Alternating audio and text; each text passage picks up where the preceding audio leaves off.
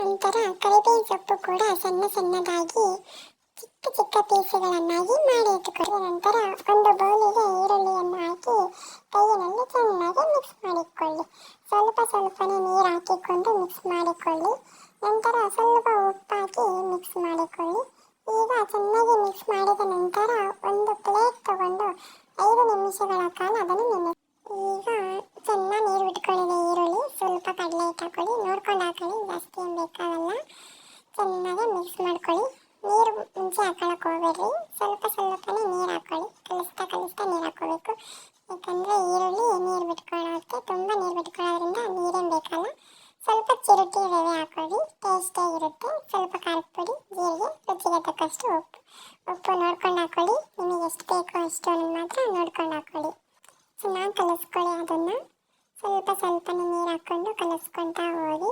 ಈರುಳ್ಳಿ ನೀರು ಬಿಟ್ಕೊಳ್ಳೋದ್ರಿಂದ ಸ್ವಲ್ಪನೇ ಹಾಕಿ. ನಂತರ ಕರಿಬೇವಿನ ಸೊಪ್ಪನ್ನ ಹಾಕಿ. ಕರಿಬೇವಿನ ಸೊಪ್ಪು ಹಾಕಿ ಚೆನ್ನಾಗಿ ಮಿಕ್ಸ್ ಮಾಡಿಕೊಂಡು ಒಂದು 5 ಮಿನಿಟ್ ಅದನ್ನು ಬಿಟ್ಬಿಡಿ. ಎಣ್ಣೆಗೆ ಚೆನ್ನಾಗಿ ಬರುತ್ತೆ. ಆವಾಗ ಎಣ್ಣೆ ಕಾಯೋಕ್ಕೆ ಇಡೋಣ. ತುಂಬ ಚೆನ್ನಾಗಿ ಎಣ್ಣೆ ಕಾಯಬೇಕು. ಎಣ್ಣೆ ಕಾದ ನಂತರ ಈರುಳ್ಳಿಯನ್ನು ಹಾಕಿಕೊಳ್ಳಿ. ಸ್ವಲ್ಪನೇ ಒಂದೊಂದಾಗಿ ಹಾಕಿಕೊಳ್ಳಿ. ಕೆಂಪುವಾದ ನಂತರ ಈರುಳ್ಳಿಯನ್ನು ಹಾಕಿಕೊಳ್ಳಿ.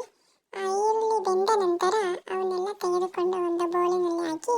ಈಗ ಈರುಳ್ಳಿ ಬಣ್ಣ ಸವಿಯಲು ಸಿದ್ಧವಾಗಿದೆ. ತುಂಬ ರುಚಿಯಾಗಿದೆ.